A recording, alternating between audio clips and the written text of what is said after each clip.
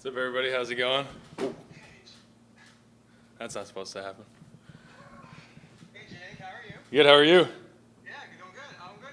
So yeah, I mean, you already have 2 touchdown receptions, and I think you had 2 all of last season. I know a big thing when Coach Golish came in was wanted to make you more of a receiving threat. So how's that been in the early going? Are you seeing maybe some progress being made there as far as that goes? Definitely. I think most of the progress is coming in practice right now. Just trying to get comfortable myself, running the routes, catching it, having Dylan be comfortable throwing it to me, and knowing that I'm going to get the job done. That's just the biggest thing right now is in practice, just working on the trust.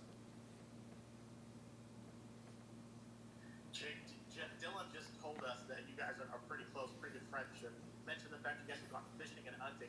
What's that been like, and what has that friendship kind of been on both sides?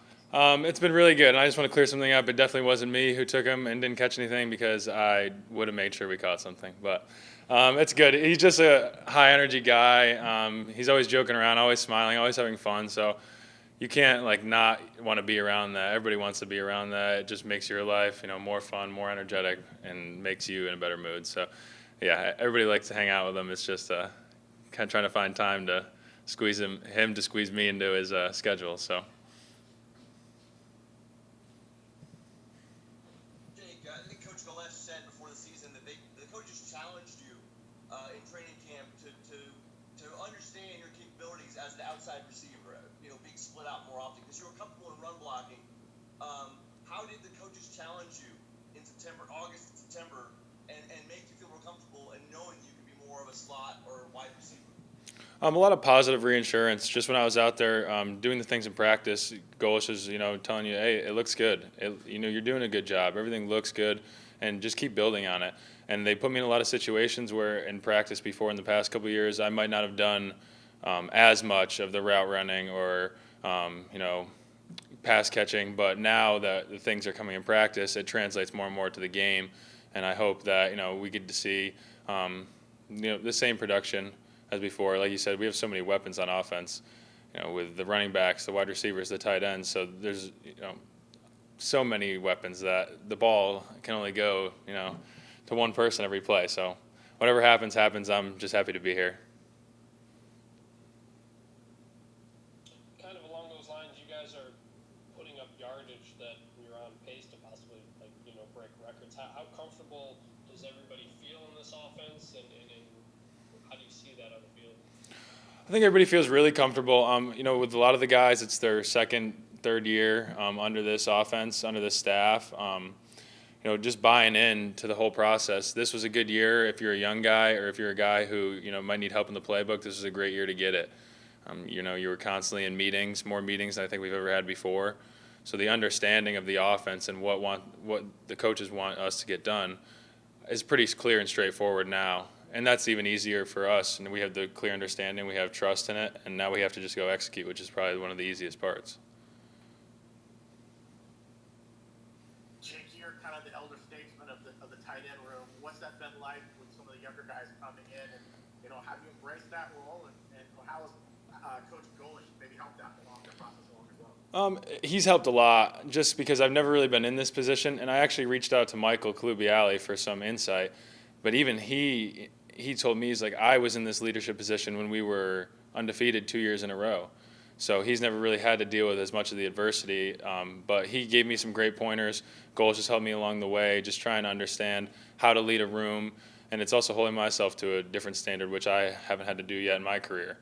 People are looking up to me to see direction of the room. Where are we going to go? What are we going to do? And it's my job to kind of show everybody that direction, make sure that we're all on a path to success. So.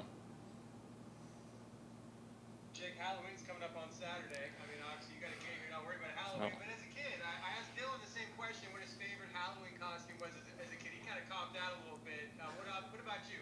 What was your favorite memory dressing up for Halloween? I got to hear the question, so I got to think about it for a little bit. And I think one of my favorite memories was my mom dressed me up as the Hamburglar once. A couple of years, I got to be, I want to say elementary school, but I remember it was probably one of the best costumes on the street that year.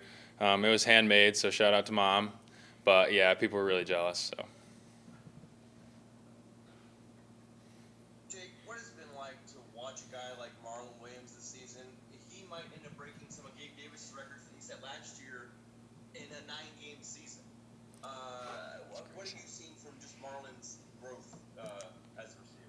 Well, I had the privilege of being his roommate for the past 2 years. Unfortunately, we moved out and everybody kind of went their separate ways last year. But it's nothing that we didn't know was going to happen. It was just a time of when and where. We knew that he's been putting the work in and he's been doing everything well in practice.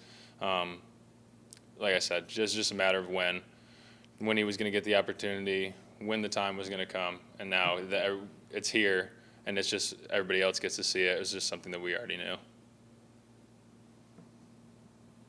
Jake, when Coach Golish got here, what has he kind of instilled in the first season as the co-offensive coordinator, and what stood out to you about what he's maybe told you over the last couple of months?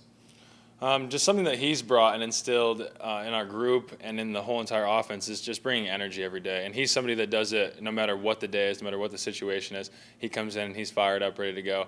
And just having that in the room, gets us ready for practice. And then he's also out in the practice field challenging other guys. When he gets out there, he's calling other guys out right at the beginning of practice, like, oh, where's your energy? Where's your juice? So he brings that a lot. But he also brings a great offensive mind, too. There's things that we've done in the past that I've just, okay, this is what we have to do. This is my job. But he also is now explaining on another level. Now I know why I'm doing this and how it fits into the whole entire scheme of the offense. Jake, Coach Heupel said that the game against Tulane was probably the team's best in terms of complementary football. But just in terms of offense alone, did you guys feel like that was your best offensive performance all year? Although you've had some other really good ones, you think that was the top?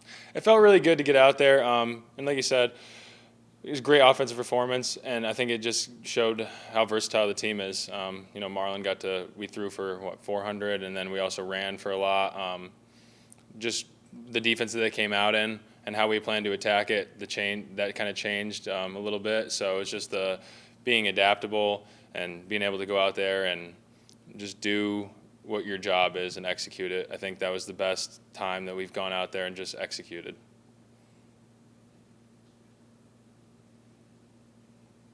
All right, thanks, Jake. We will wrap up there. Sweet. Everybody, thanks for being here. Thank you.